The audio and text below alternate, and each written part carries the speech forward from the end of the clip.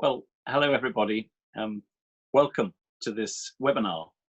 I'm James Raven. I'm editor of the Magdalene College Magazine, which, as you know, is the official record of the college. It contains activities of members, societies, of academic achievements, of new elections and memberships to the college, and also the progress of the development campaign. Of course, this year, the progress of the new library building and of reports on the choir and the chapel, gardens and student activities.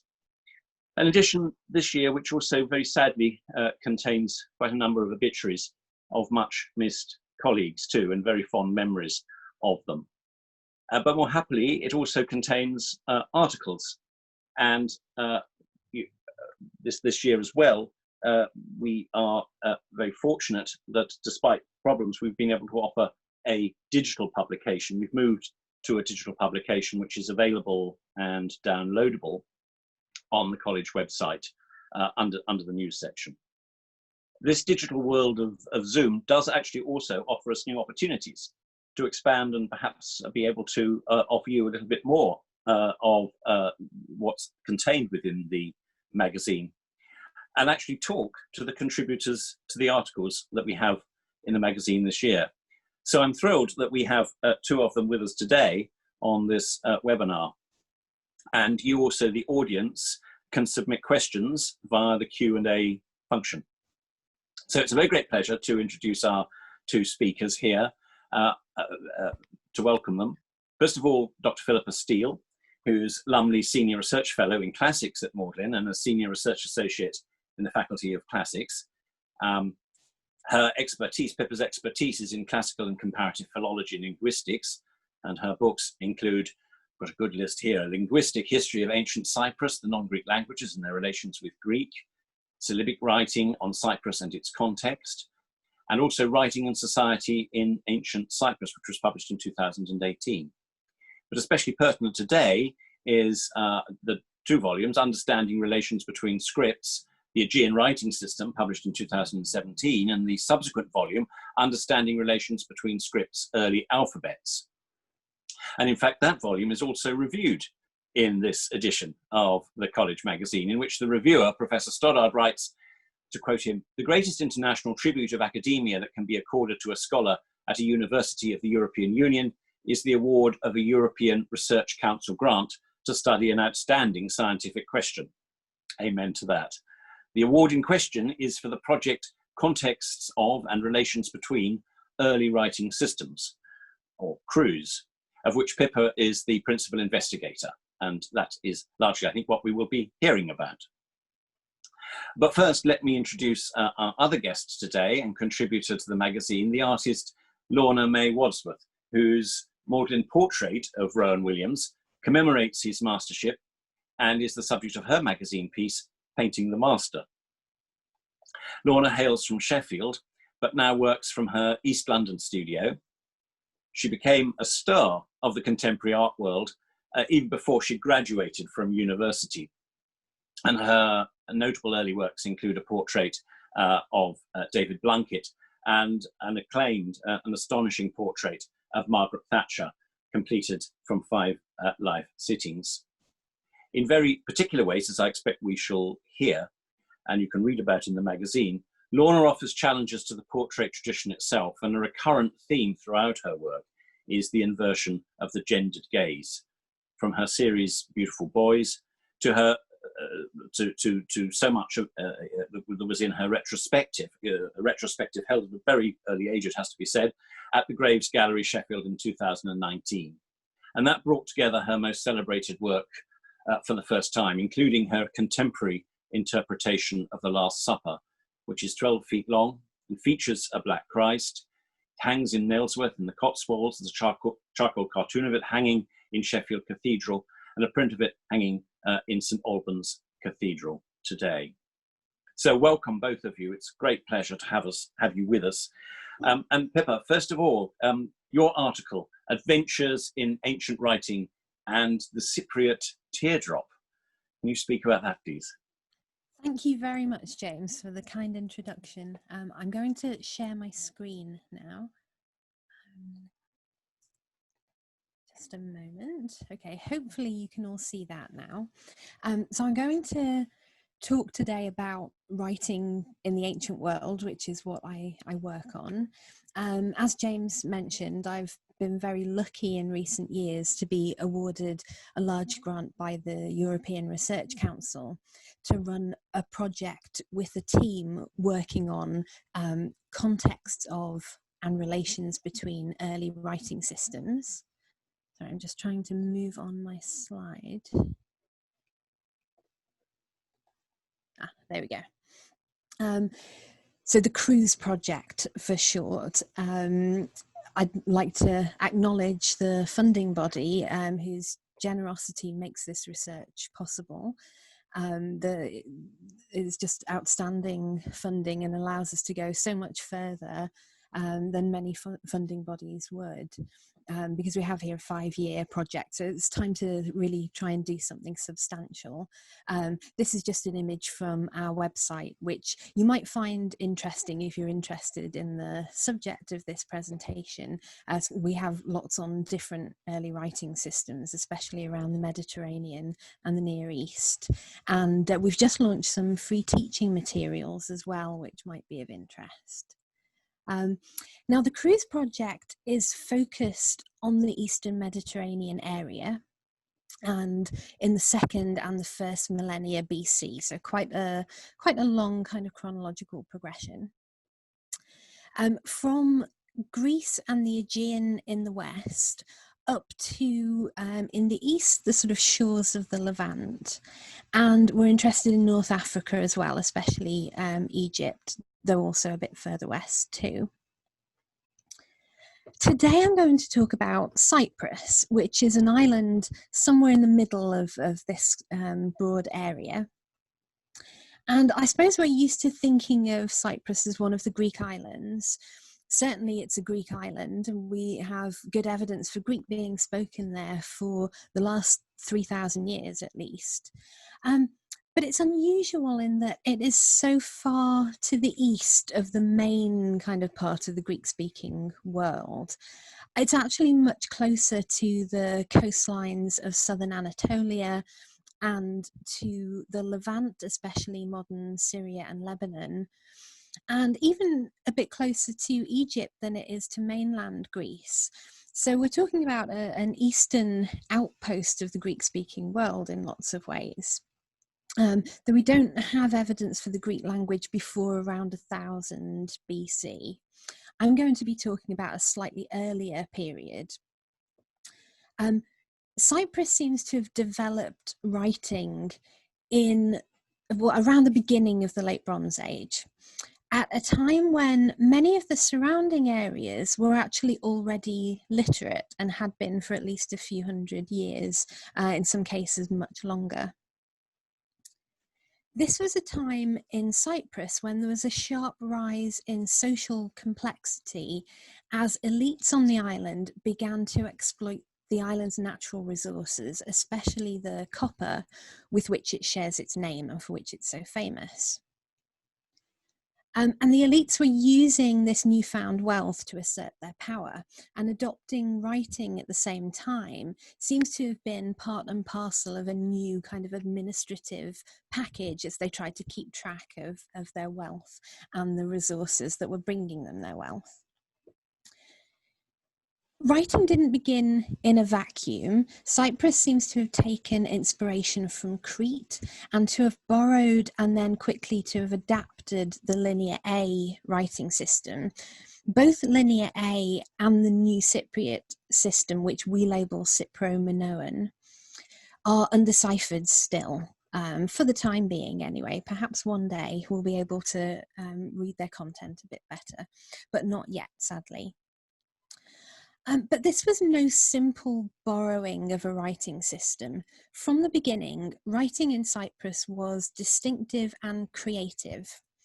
One of the media used for writing from the beginning was clay.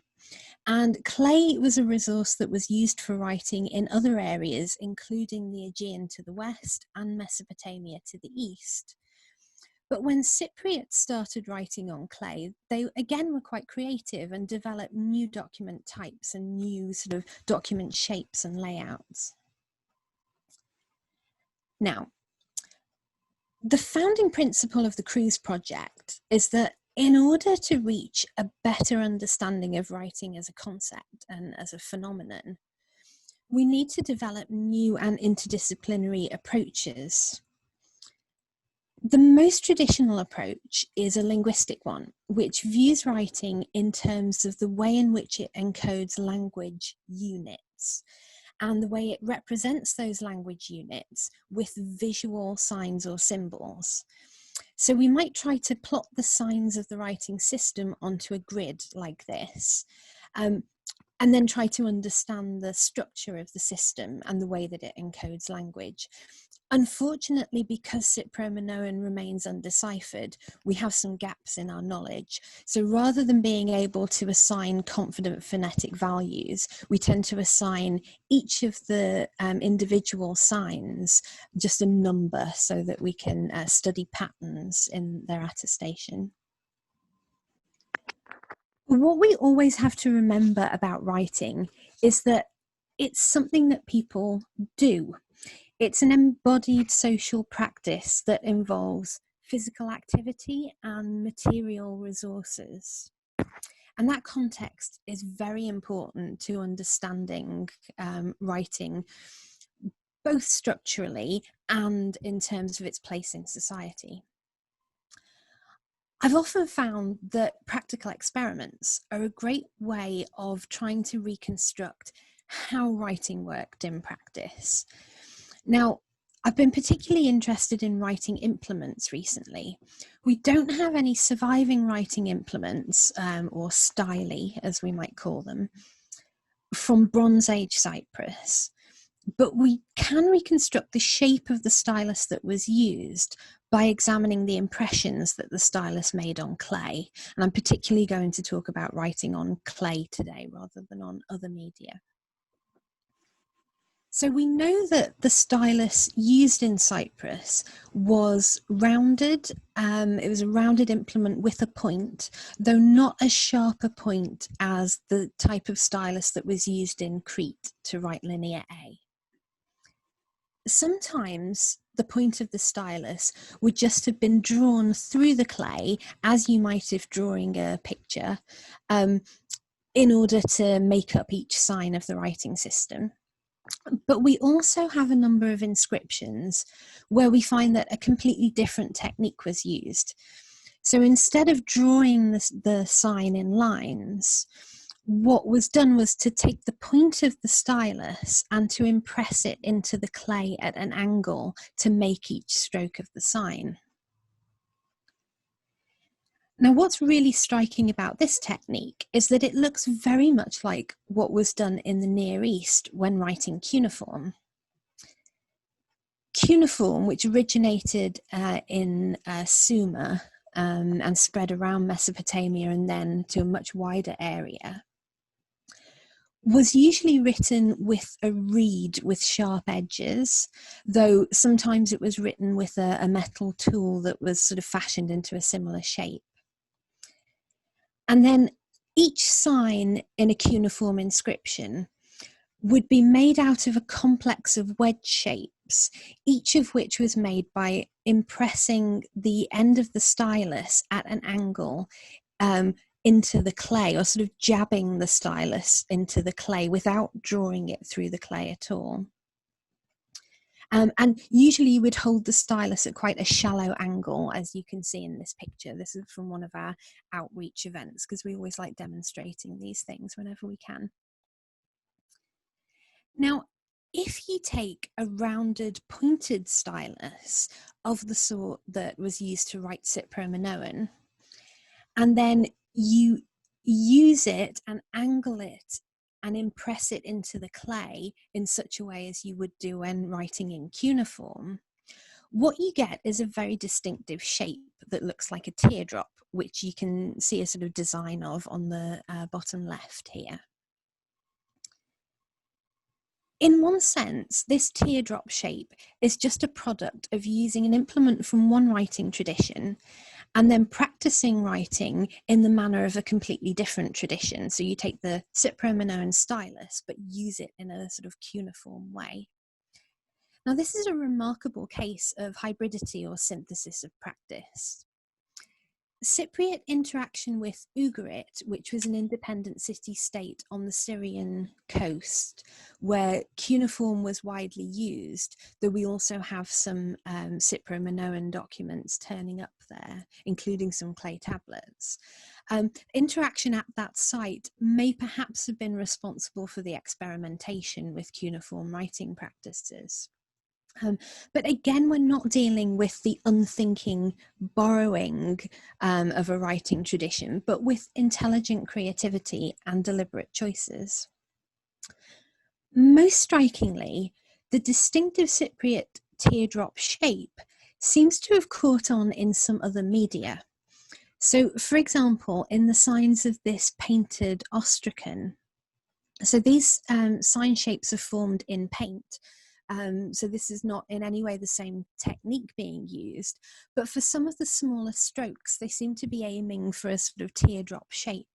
And that seems to be a sort of influence from writing on clay. And what we always have to bear in mind is that writing is essentially a visual medium. As such, it's closely bound up with art and with decoration and with aesthetics. So think of writing today, where you'll often see writing incorporated into logos, into monuments, even into paintings, as we may see shortly. And in developing new approaches to the study of writing, what I think is really vital is that we understand writing as more than just an abstract system of representing speech and representing sounds or language units. It's very important that we also think of it as an embodied practice that has this much wider social and visual context. And that's where I was going to finish. So thank you very much for your attention. Thank you, Pippa, so much. Really fascinating. Ending there from writing and design through the art of writing and the aesthetics of writing, which, as you say, very wonderfully flows into introducing Lorna.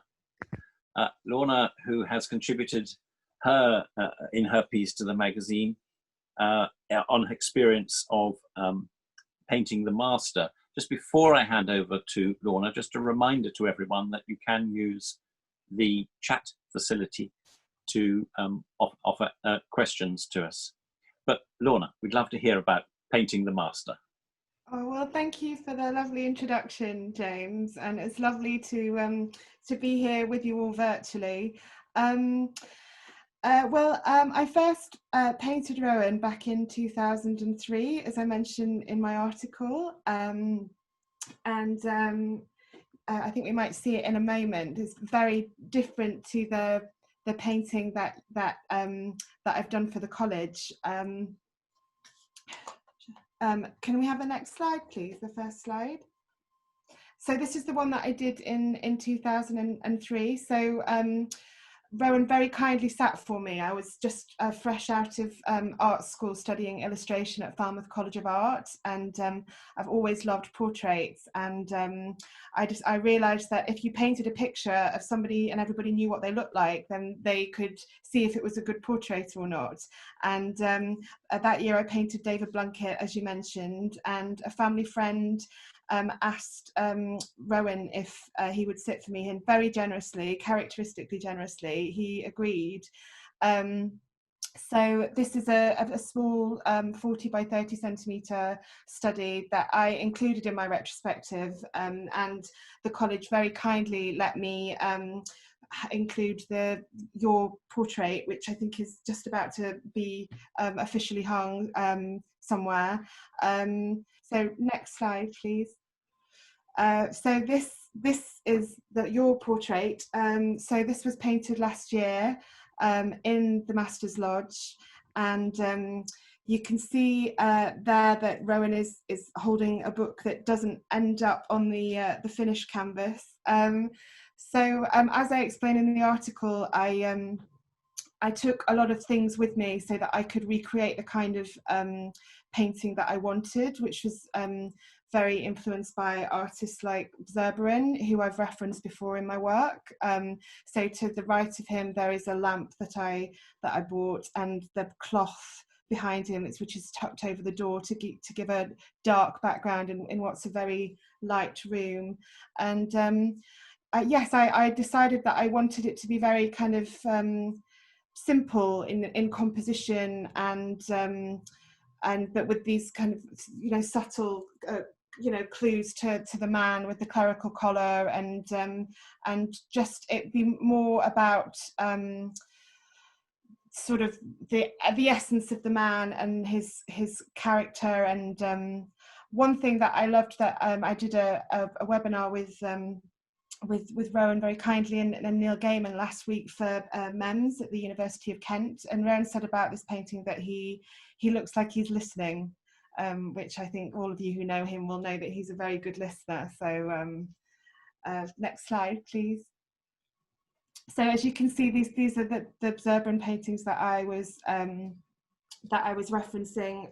So the one on the right, I think it might have just been cropped off, but you can see the arch on the right hand corner. So that arch that I put behind Rowan is basically completely lifted verbatim from that painting, and that was very much a sort of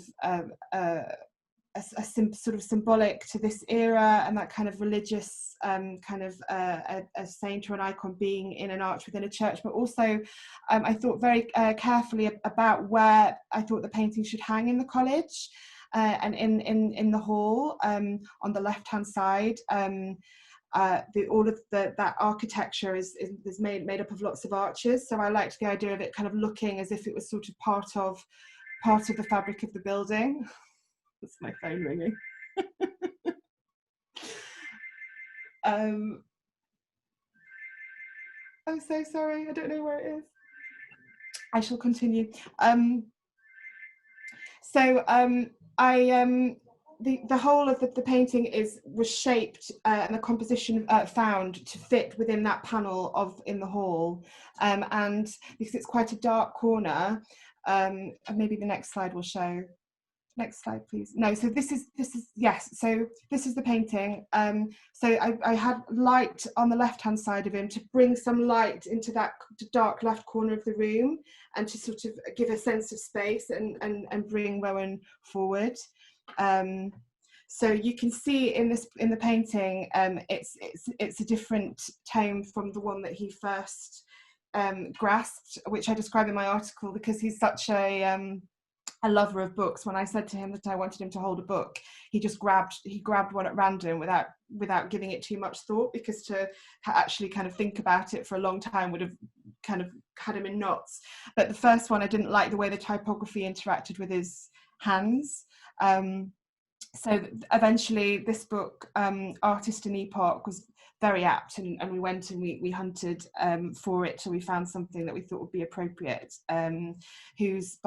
which is Artist and Epoch, an artist by David Jones, who is an artist and writer that means a great deal to Rowan. And I think the title is very evocative, and also David Jones actually devised that script himself that you can see. It was something that he created. It's not typography as you know, as you would assume.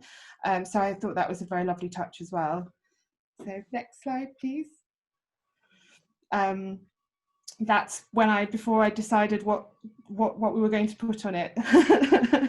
And on the left you can see this is the second charcoal study that I did, where I input the arch and worked out the spacing for the canvas. So next slide, please. This is another painting that I did of Rowan, which in addition to the official portrait, which I did around the same time. So I recently, over the last couple of years, been working with the author Neil Gaiman, and I decided, he's an author, I don't know if you know his work, all of his work revolves around myth and stories being as old as time, and this is a technique that I developed for Neil, which is working on prehistoric bog oak that's 5,000 years old, and using oil pigment and capturing it within layers of wax.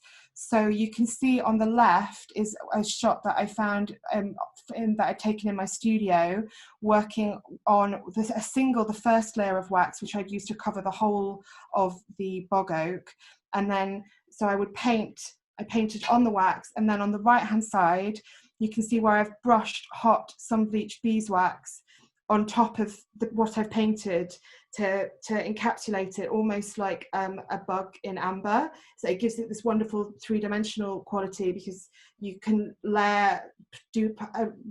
layer upon layer, a little bit like glazing in oil painting, but the minuscule difference in depth gives it a real sense of three-dimensionality. So this technique was very inspired by the Fayum portraits, the earliest portraits that we have in antiquity from the 1st and 2nd century AD, and they were done for portraits of the dead, for mummies to go on the coffins, if you know Neil's work, American Gods, and how he uses and weaves religions and myths and stories and culture from so many, all over the world. I felt like it was an apt reference for him. And with Rowan's, I wanted with this piece to capture Rowan's mystical side, the Welsh poets, which is why I wanted to do, even though it wasn't commissioned, I wanted to do this portrayal of Rowan for myself. So next slide, please. So this is the finished work from the panel that you just saw. And so in order to keep the areas dark, the shadow that you can see to the right of the glasses, that's a tiny amount of wax over the bog oak, because the more wax you put on, the cloudier it gets. So I didn't brush wax over the whole of the panel, as you could see on the previous slide. I just used it exactly where I'd put the paint. Yes, Borlée Frames did a beautiful frame for me, which is what it was exhibited in my retrospective exhibition in Sheffield. Next slide, please. Where it was hung next to Ribera's head of an apostle. I had 3 pieces that were not in the 2 rooms that I had for my show. I had 3 works juxtaposed against pieces in their existing collection, and so it was a real honour to be hanging next to Ribera, and this pairing gave me a lot of joy. Next slide, please. So this is Neil Gaiman, the author that I mentioned. So this is the piece that I did of him, and the first, so that I found, so a sculptor called Adrian Swinstead. I saw his work, and he makes beautiful sculptures and furniture out of prehistoric bog oak. So he introduced me to this medium just by seeing his work. And part of what he does is he makes books. Well, they're solid sculptures, but they look like books. And this piece is the first one that he ever did. And he said there's something about the shape that just suggested to me that it wanted to be a book. So the spine is the outside of the tree, and then he's carved at the top and the bottom, so kind of like it's all like a cover with pages. So this on the right hand side is the book of Neil Gaiman, the bog oak piece. So next slide, please. So this is me learning the bog oak technique, which I thought you might like to see, especially with reference to Pippa's article, because you've got some of the tools that I used. So the kind of clay tool that you can see on the right, when you put the beeswax on, you let it cool, and then when it's cooled, you scrape all the kind of bits where you've kind of got the brush marks to make it as flat and smooth as possible, to then make another layer.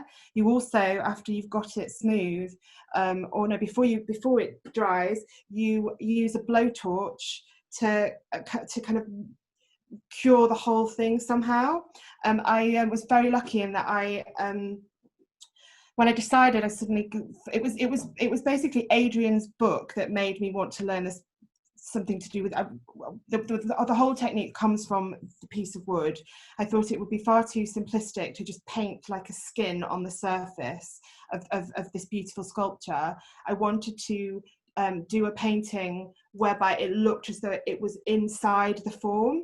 And I'd once seen a painting, it wasn't particularly good, at a party, of a portrait in wax, but it looked as though it was beneath the surface. And I thought, that's what I want to do. I want to achieve that. So I did loads of research on the internet, and most wax encaustic work is sort of quite amateur with little irons. But I spoke to a man, and he said, you wouldn't need to speak to this woman called Sarah Wickenden, who's done some stuff for the Wellcome Trust. And so I called her and very kindly persuaded her to come to my studio and teach me various techniques. Next slide, please. So the first thing that I did with her was the charcoal. You can see the drawing. So she showed me a technique whereby I did a drawing on Japanese paper and then put it upside down on hot wax and then brushed hot wax on top of it. You can kind of see it's gone a little bit wrong, and there's a sort of whirlpool effect. And she also, then she taught me using actual pigmented wax, but I didn't like that because it dried before, as an oil painter, it dried before I had time to do anything with it. And that technique would have been more what the Fayum portraits were. They would have been actually done in wax that had been coloured with pigment. And so the one on the bottom left, so that's a little offcut of bog oak.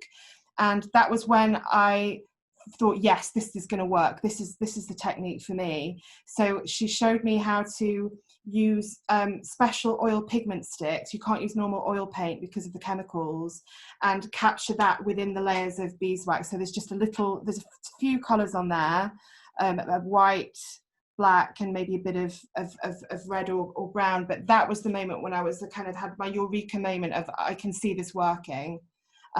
So you can see here, this is about insight into the technique.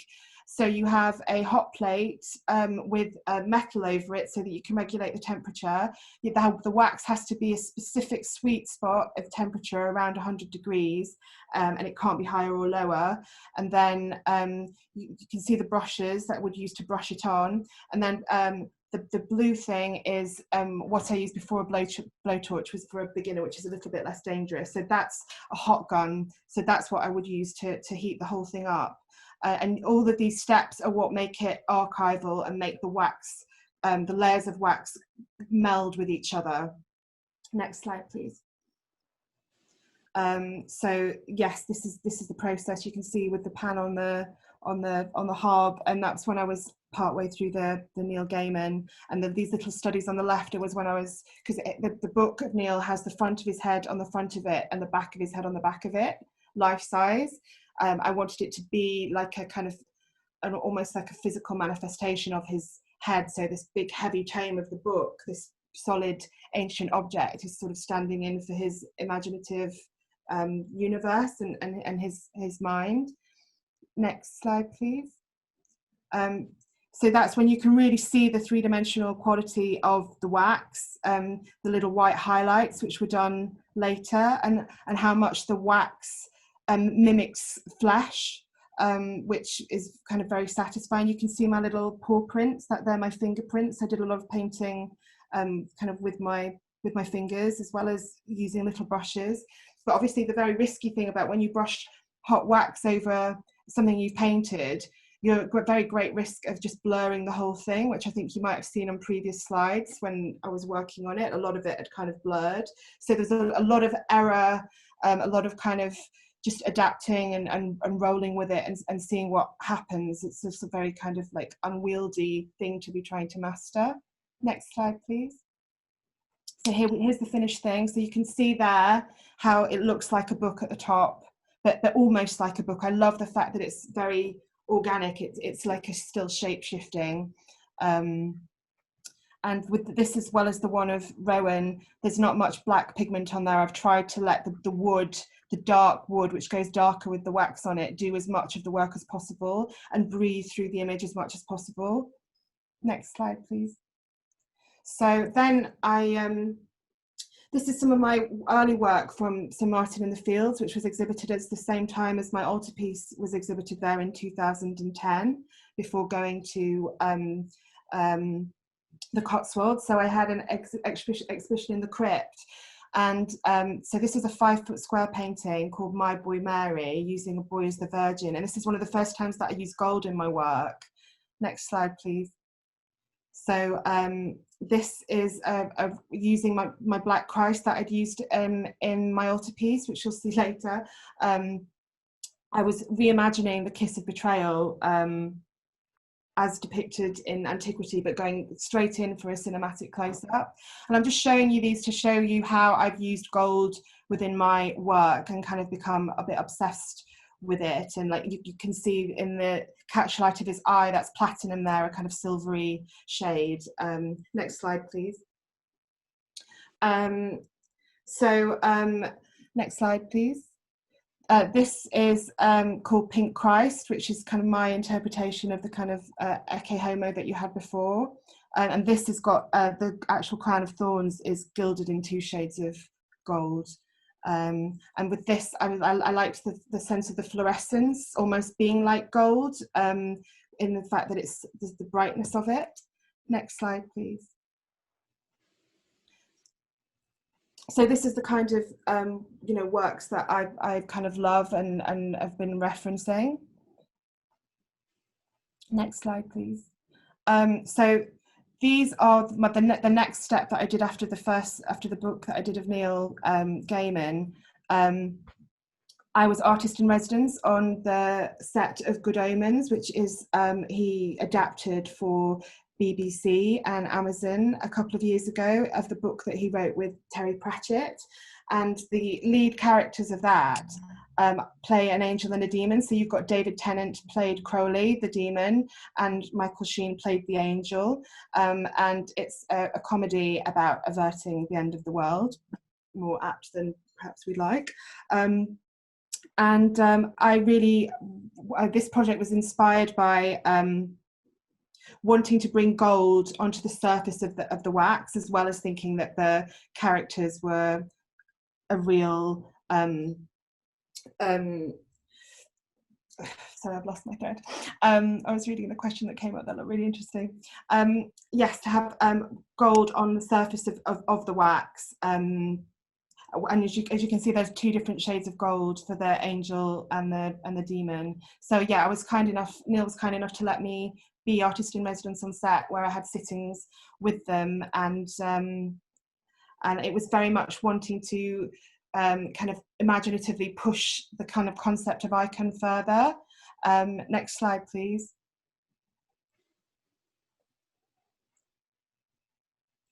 Next slide.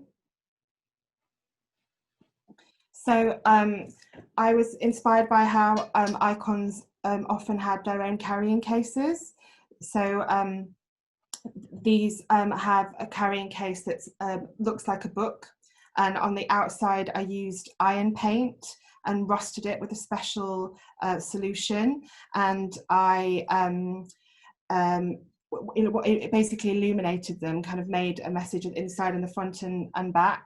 And so they're in pairs. I did 3 sets of pairs, and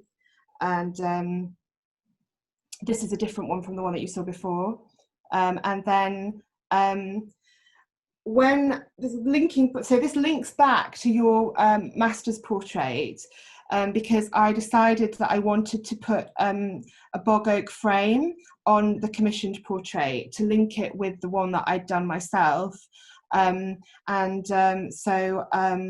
I got the the surveyor of Gloucester Cathedral to measure the frame of my portrait there of Bishop Michael Perham, because the framer had retired and I didn't have access anymore. So I managed to get all of the details of this frame moulding that I wanted, and commission a cabinet maker to make it. And so you can see this is a photograph before. So I decided I wanted to gild the inner float.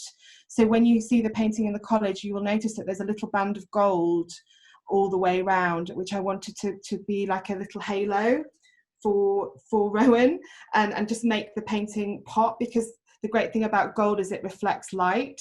So all of, you know, with the candlelight flickering of an evening, it would just kind of give a magic glow. And in the gap isn't very big, so in order to make it glow as much as possible, I also gilded in 24 karat gold the edges of the canvas as well as the inside of the frame. Next slide, please. So this is the front of the book carrying cases, which I gilded with good icons, and this is the rusted iron paint. There's a burning Bentley in the book that Crowley drives around in, and so I wanted to suggest that with the iron paint. Next slide, please. So this is the inside of the bog oak frame that I gilded myself, and as a little gift to art restorers and art historians of the future, I used some of the gold leaf that I'd got left in my books to gild the inside. So you can't see this when the picture's in at all, because the gap is about 6 millimeters. But so this is from the writing that I did inside those book carrying cases, starring David Tennant as the demon Crowley, an angel who did not so much fall as saunter vaguely downwards, and that's starring Michael Sheen as Aziraphale, a rare book dealer. So yes, that amused me. Next slide, please. So you can see that may well be the book where the gold was used that left the relief to go on the frame. And on this piece, I put some newspaper in the wax in between layers from the day that Terry Pratchett was born. I managed to get hold of a real newspaper from that day, which links to the story, if you know the story of Good Omens a little bit. Next slide, please. So this is a old Edwardian, I think, chessboard backgammon set that is, when it's folded, looks like a book. So I use this for one of my sets of the good icons. Next slide, please.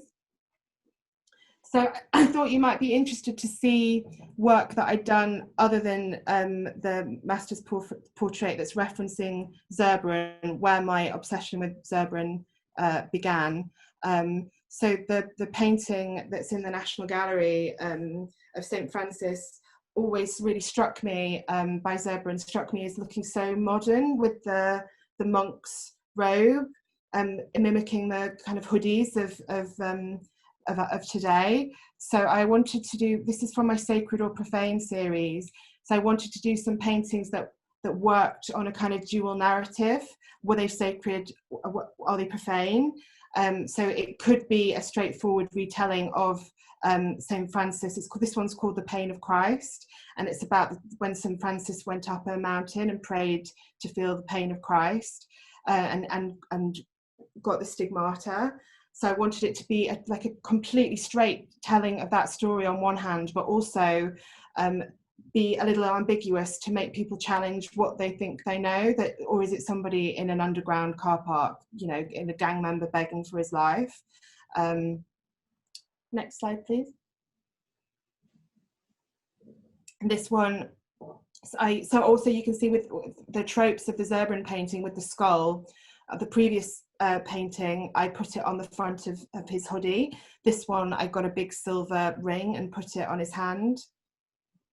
And both of these paintings are 5 foot square and were at St. Martin in the Fields. Next slide, please. So this was the double exhibition that I had. And I think it was this painting of the Last Supper which led Rowan to commission me. So he was Archbishop of Canterbury at the time, and he sent me a very sweet message saying how much he admired it. So I think maybe that's why he remembered me, as well as the painting that I did in 2003. So obviously this is Da Vinci's original. And this is the charcoal cartoon, which is currently installed in Sheffield Cathedral. Yes, in the Chapel of the Holy Spirit. And it magically, when I finished it, it was the exact size that I needed it to be for the painting. So I didn't have to grid it or anything. So yeah, this painting has been in the news a lot this year, kind of unexpectedly, when it was installed in St Albans Cathedral as in solidarity with the Black Lives Matter movement. It came just after, by chance, Archbishop Justin Welby made comments about how we should rethink always portraying Christ as white. And this happened to be installed like a couple of days later. And I think something about the context and the time, and the fact that St Albans, such an ancient cathedral, were giving a platform to the piece. It kind of made headlines around the world, which for me, for a painting that I'd done more than a decade earlier, and it was just a print, I found slightly sort of strange, but kind of lovely. Next slide. So this is as the print was installed in St Albans Cathedral.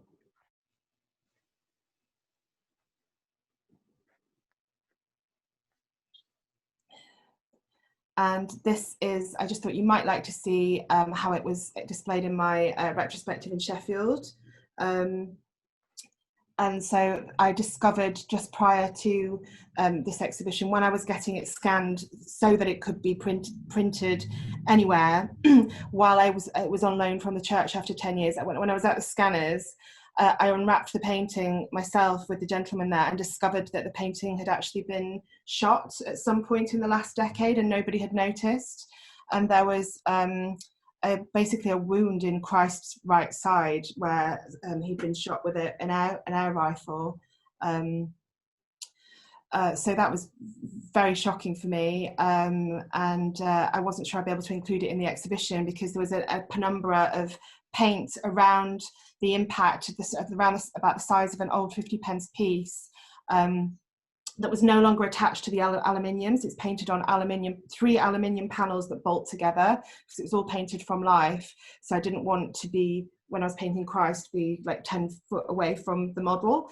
So aluminium, once it's dinted, there's nothing you can do, basically. It had always been my fear that it would be knocked in some way. So we did exhibit it with ropes in front of it, and then it was restored in Sheffield before it was taken back to the church. But I directed the restorers very specifically. You might want to go back to the slide of the painting, so that the actual impact, the pellet mark, is still there. All of the paint that could have flaked off has been secured, and it's stable now, and some of the lines have been softened so that they don't drag your eye. But I thought it's part of the story of the painting now. It seemed wrong to disguise that and cover over it. So yeah, it's restored, but you can still see the kind of Christ's wound. Next slide, please. So this is the charcoal cartoon, which was installed in Sheffield Cathedral in the Chapel of the Holy Spirit at the same time as my retrospective opened on the 9th of November last year. And so they had an existing altarpiece. So I very cunningly designed a frame, a freestanding frame that blended in with the altarpiece that would be behind it, so that from the front it would all look like one piece. And I used gilding wax on the frame myself, and then crackling varnish to make it all blend in as one. And then they've kind of just closed, but the bog oak portrait of Rowan is in this exhibition at Philip Mould Gallery, Pioneers 500 Years of Women in British Art. And Rowan was very pleased when I told him that it's hanging next to a Gwen John painting, who's one of his favourite artists. So this exhibition might be extended, so it's worth just watching out for it if you're in town. And the next slide, please. All my work of Neil Gaiman is across 2 sites at Shapiro. So that Shapiro Modern is where the Bog Oak book and Big Neil and some other painted studies are, and the icons and the other Bog Oak studies are around the corner at Shapiro's bookshop, which has just moved to Bond Street. So after lockdown, I'm pretty sure they'll still be there. So you might want to go and have a look if you're in town. Lorna, thank you, Lorna, so much. We, of course, in the college are delighted that you were commissioned to paint Rowan, and thrilled with the portrait. And to have you explain how this came about and your techniques is absolutely wonderful. So thank you so much. We've had questions come in. I mean, there's so much that one could say about the crossover between these 2 contributions in terms of the materials, in terms of the use of antique materials, in terms of design, writing, and so forth. But because of time, I'm going to just press on with some of the questions we've had, if I may. John Newgee, Pippa, asks a question for you about what he calls bent languages. The extent to which he's really interested in the extent to which a particular script could accommodate a different language, and whether your work actually evidences this. He had some examples of it, but wanted you to think about that one specifically. I'm afraid your answers, because of time, are going to have to be rather brief. No problem. Thank you, and thank you very much to John for the question as well. In fact, this is something I thought about quite a lot, because I mean, we very often think of the ancient world in sort of pigeonholed different areas. You know, you study Greece or Mesopotamia or Egypt or whatever, but actually throughout the sort of period that we're looking at in the project, this is such a highly mobile area with people speaking different languages coming into contact so frequently, that we see a great deal of this kind of phenomenon where someone using a particular writing system is constantly trying to accommodate words, or especially personal names, from different linguistic traditions, but to write them in the writing system that they're using, which may not have all of the signs that you need to represent the sounds in the word or name that you're trying to write. So we especially see this, I think, with the transition from Linear A to Linear B. So Linear A remains undeciphered and was used in Crete in the Middle and Late Bronze Age. And Linear B was used to write Greek, and represents a kind of adaptation of Linear A that partly is sort of angled at accommodating the Greek language, and there certainly must be linguistic differences there that would have caused some problems for the people kind of developing this new tradition. But in Linear B, we actually still see people writing words and names that come from whatever the language was underlying Linear A. So they're kind of constantly facing those issues, I think. And there seem to be some ways in which Linear B is adapted specifically for Greek. But there's also a kind of continuing concern over how you represent sounds that are maybe unfamiliar in the Greek language, but are constantly being faced day to day, especially in a multilingual situation. And I suppose just briefly, the other nice example, I think, is that when the Greek alphabet is developed, so the Greek alphabet, which comes around after a hiatus and is invented, I don't know, maybe the sort of 9th, 8th century BC, it's difficult to pin down. It's developed from Phoenician, which is the language is Semitic and has a very different repertoire of sounds to what we have in the Greek language, especially consonant sounds. The script is alphabetic, but in Phoenician you don't represent vowels, whereas in Greek it would be a disaster if you didn't represent vowels, because so much Greek morphology actually relies on you being able to represent those vowels in writing. If you want someone else to pick up what you've written and understand it, the vowels need to be there. And in that case, it resulted in a complete kind of system change. But I think these things are very dependent on the multicultural and multilingual context in which it's happening. So we see lots of different phenomena. But yes, thank you. Thank you, Pippa. I've got an anonymous question here for Lorna. Lorna, the questioner asks, how do you, let me get the exact one I wrote down here. How do you actually get to know the essence of your subject, the essence of the subject that you're painting? Oh gosh, that's a $64,000 question. I don't know. I mean, I guess. I mean, if I knew, I don't know.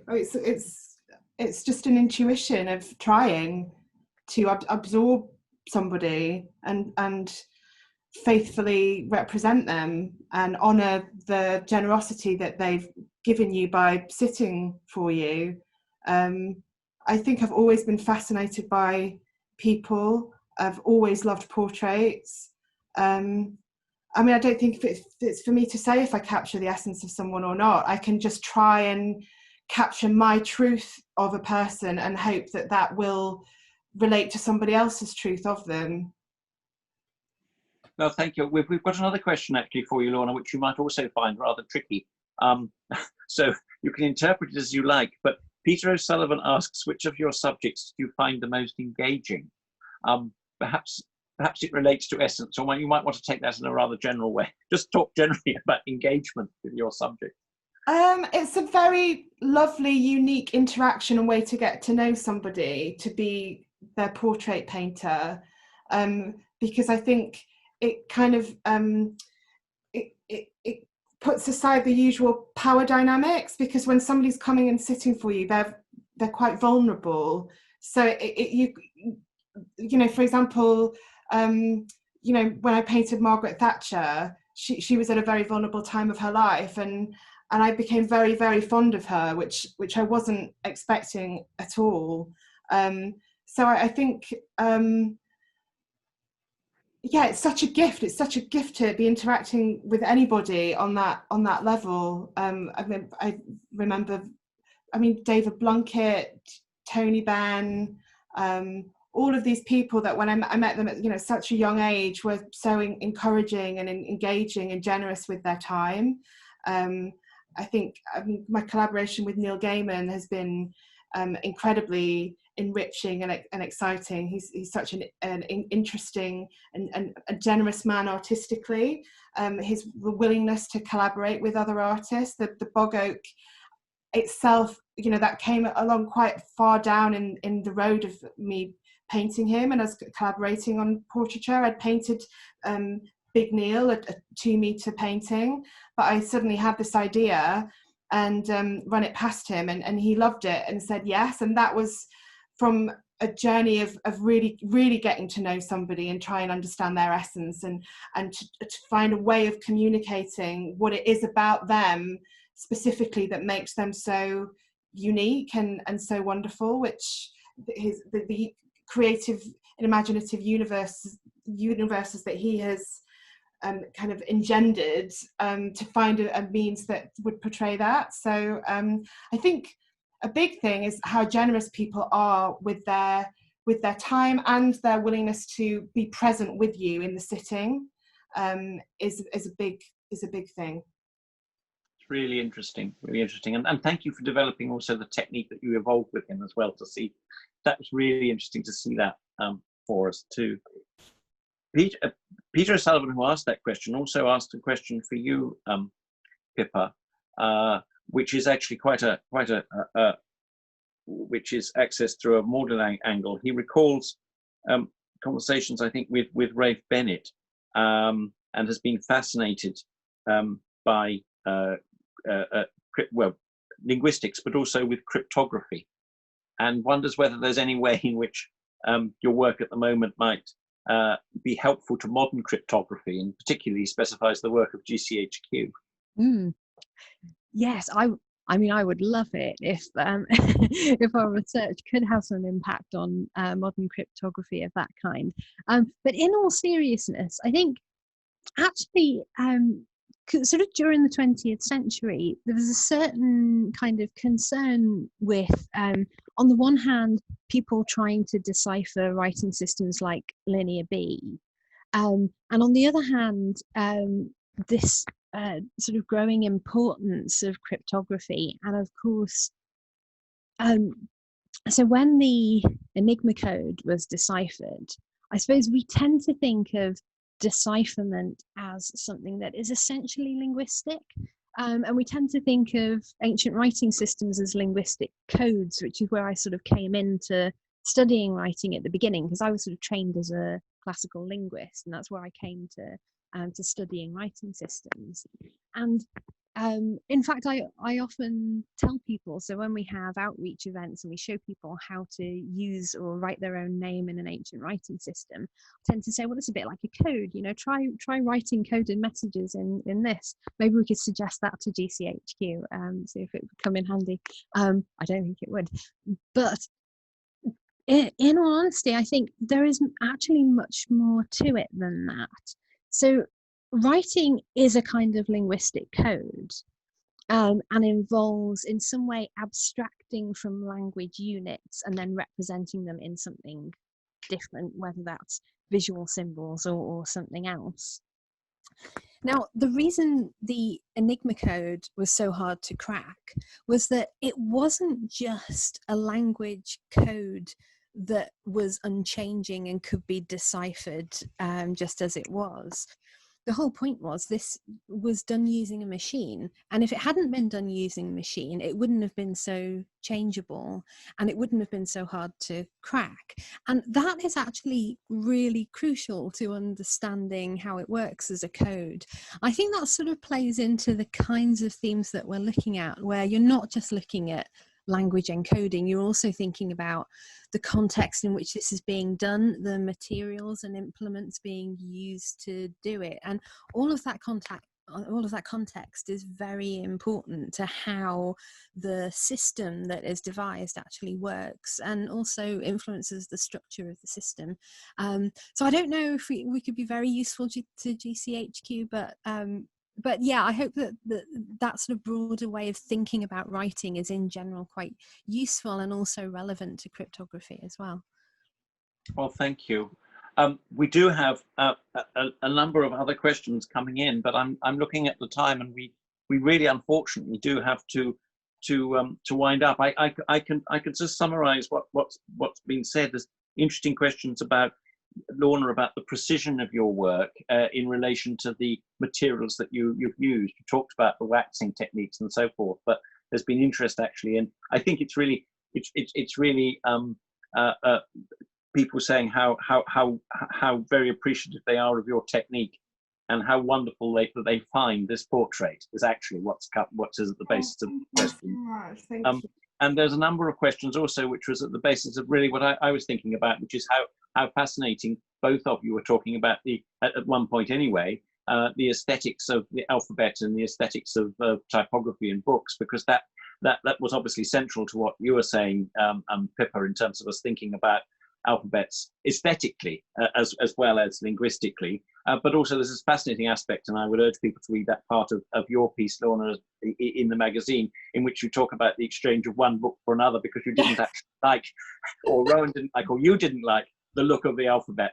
But unfortunately, fascinating though that is, we haven't got time to develop that. All I can say is to thank everybody for being part of this webinar. What a wonderful experience it's been. We hope we will repeat this in the future for the magazine, and it's a whole new dimension for us. This has been wonderful, and it would not have been so great without having our two wonderful speakers. So Thank you very much, Pippa. Thank you, Lorna. And we're really, really grateful for you being part of this today. So thank you. Thank you, James. Thank you.